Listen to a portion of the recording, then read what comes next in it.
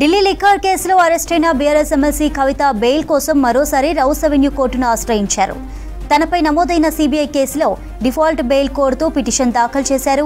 దీనిపై ఇవాళ విచారణ చేయనుంది ప్రత్యేక న్యాయస్థానం.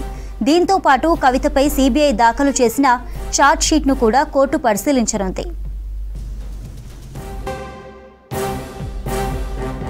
ఢిల్లీ లిక్కర్ కేసులో అరెస్ట్ అయిన బీఆర్ఎస్ ఎమ్మెల్సీ కవిత బెయిల్ కోసం మరోసారి రౌస్ అవెన్యూ కోర్టును ఆశ్రయించారు. తనపై నమోదైన సీబీఐ కేసులో డిఫాల్ట్ బెయిల్ కోరుతూ పిటిషన్ దాఖలు చేశారు.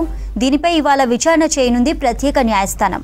దీంతో పాటు కవితపై సీబీఐ దాఖలు చేసిన ఛార్జ్ షీట్ను కూడా కోర్టు పరిశీలించనుంది.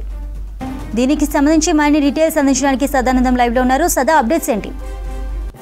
ఢిల్లీ లిక్కర్ స్కామ్ కేసులో సీబీఐ నమోదు చేసిన కేసు పైన తనకు బెయిల్ ఇవ్వాలంటూ కూడా డిఫాల్ట్ బెయిల్ ఇవ్వాలంటూ రౌస్ అవెన్యూ కోర్టులో మరోసారి బెయిల్ పిటిషన్ దాఖలు చేసింది ఎమ్మెల్సీ కవిత.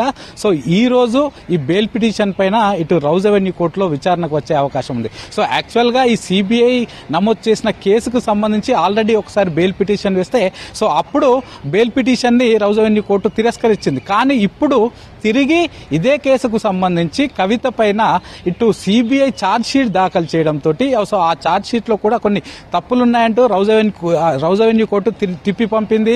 సో దానిపైన దాన్ని సవరిస్తూ ఇటు సప్లిమెంట్ ఛార్జ్ షీట్ కింద మరొకసారి రౌస్ అవెన్యూ కోర్టులో సీబీఐ ఈ కవిత పైన ఛార్జ్ షీట్ దాఖలు చేసింది. సో దీన్ని బేస్ చేసుకుంటూ డిఫాల్ట్ బెయిల్ తనకు ఇవ్వాలంటూ కూడా ఈ రోజు రౌస్ అవెన్యూ కోర్టులో తాను బెయిల్ పిటిషన్ దాఖలు చేసింది. సో దీనిపైన రౌస్ అవెన్యూ కోర్టులో ఈ రోజు విచారణకు వచ్చే అవకాశం ఉంది. సో యాక్చువల్ గా ఈ లిక్కర్ స్కామ్ కేసుకు సంబంధించి మార్చి 15 రోజే కవితను ఈడీ అరెస్ట్ చేసినా కూడా ఆ తర్వాత ఏప్రిల్ 11న ఇటు సిబిఐ తాము నమోదు చేసిన కేసుకు సంబంధించి కవితను అరెస్ట్ చేసింది. సో ఆ తర్వాత కోర్టు అనుమతితోటి 3 రోజుల పాటు ఆమెను కస్టడీలోకి తీసుకొని విచారించిన తర్వాత ఏప్రిల్ 15 నుంచి ఆమె సిబిఐకి నమోదు చేసిన కేసులో ఇటు తీహార్ జైల్లో జ్యుడిషియరీ కస్టడీ ఇటు జైల్లో ఉన్నట్టు ఇప్పుడైతే ఉంది. సో ఆ తర్వాత నెక్స్ట్ ఈమె ఈ సిబిఐ కేసుకు సంబంధించి ఒకసారి బెయిల్ పిటిషన్ దాఖలు చేసింది. సో దాన్ని రిజెక్ట్ చేసింది. తిరిగి దీనిపైనే పూర్తిగా ఈ కవిత పాత్రను ఎస్టాబ్లిష్ చేస్తూ ఇటు సిబిఐ కూడా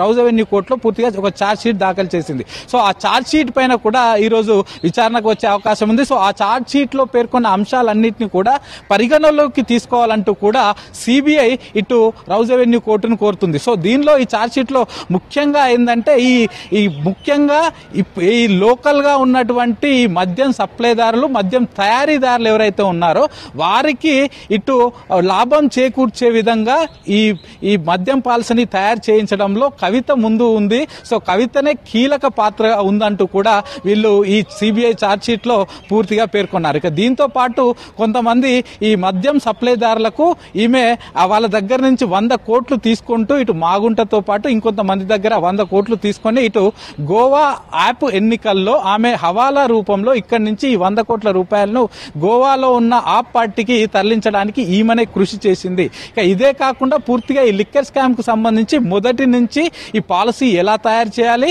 సో ఎలా తయారు చేస్తే ఇటు లిక్కర్ పాలసీకి ఎవరైతే ఉన్నారో వాళ్ళకి లాభం చేకూరుతుంది అనే అంశాలన్నింటినీ కూడా కవితనే ముందుంచి నడిపించిందంటూ కూడా ఇటు సిబిఐ తమ ఛార్జ్ షీట్ లో పేర్కొంది. ఇదే కాకుండా ఆమె టెక్నికల్ ఎవిడెన్స్ ను కూడా పూర్తిగా ధ్వంసం చేసింది. సో డిజిటల్ ఎవిడెన్స్ లేకుండా చేసింది.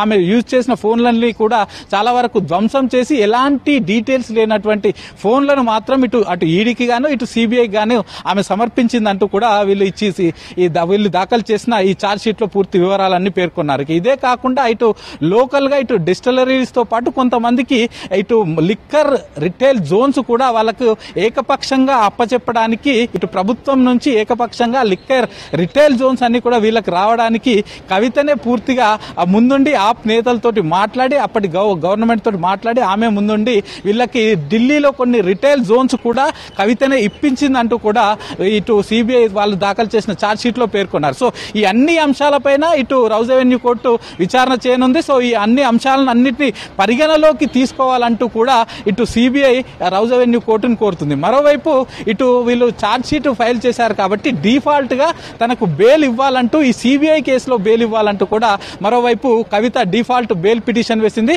దానిపైన కూడా ఇటు విచారణకు రానుంది. ఒకవైపు ఈడీ కూడా ఆల్రెడీ రౌజ్ అవెన్యూ కోర్టులోనే మొత్తం 8,000 పేజీలతోటి ఛార్జ్ షీట్ దాఖలు చేసింది. ఆ తర్వాత సప్లిమెంట్ ఛార్జ్ షీట్లు కూడా దాఖలు చేసింది. దానిపైన ట్రయల్ కోర్టులో విచారణ జరుగుతుండగానే మరోవైపు ఇటు సిబిఐ కూడా ఛార్జ్ షీట్ దాఖలు చేసింది. సో దాన్ని కూడా పరిగణలోకి తీసుకోవాలంటూ వీళ్ళు కోరుతున్నారు. మరోవైపు ఈరోజు బెయిల్ పిటిషన్ పైన కూడా విచారణకు వచ్చే అవకాశం ఉంది. సో మధ్యాహ్నం వరకు ఈ బెయిల్ పిటిషన్ తో పాటు నెక్స్ట్ సిబిఐ దాఖలు చేసిన ఛార్జ్ షీట్ పైన కూడా రౌజ్ అవెన్యూ కోర్టు విచారణ చేయనుంది. చంద్రిక.